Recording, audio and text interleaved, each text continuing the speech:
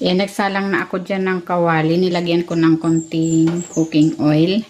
Isasalang ko muna itong liempo.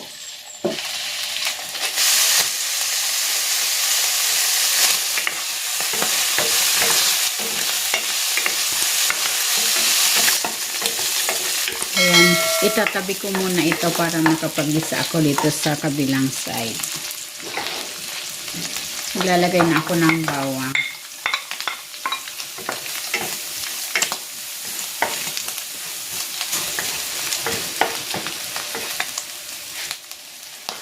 At ng sibuyas.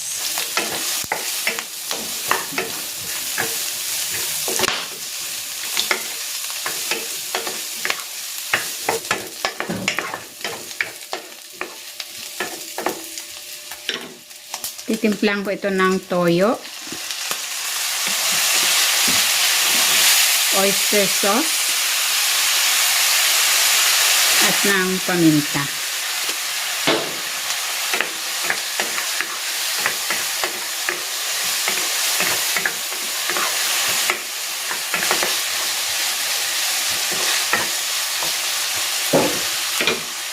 Maglalagay na ako dito ng tubig.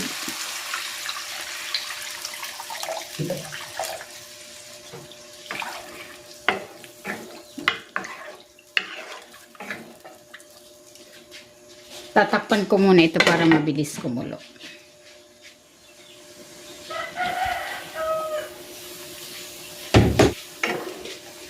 Yan, kumukulo na at malambot na rin yung pork. Tinikman ko yung sabaw, medyo matabang pa. Maglalagay ako ng toyo. Pwede kayong maglagay ng mga pampalasa of your choice.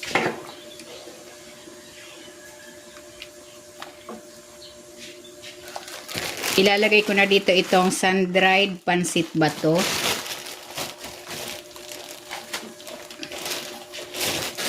Uh, 300 grams ng ang lulutuin ko.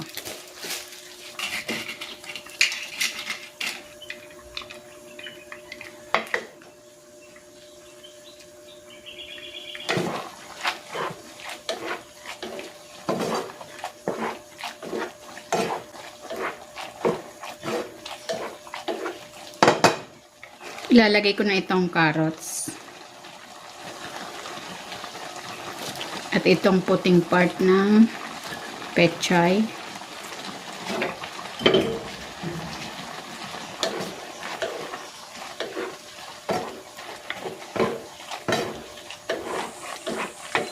Yan, ang kagandahan dito sa pansit bato, kahit hindi ka na maglagay ng cornstarch, malapot na yung sauce niya. Ayan, oh. Kusa na siyang lumalapot. Hindi kagaya ng ibang pansit na malabnaw yung sabaw.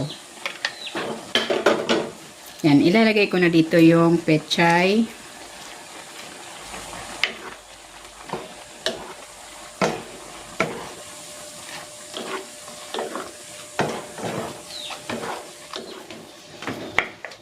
Ayan, luto na itong pansit bato gisado. Hahanguin ko na ito.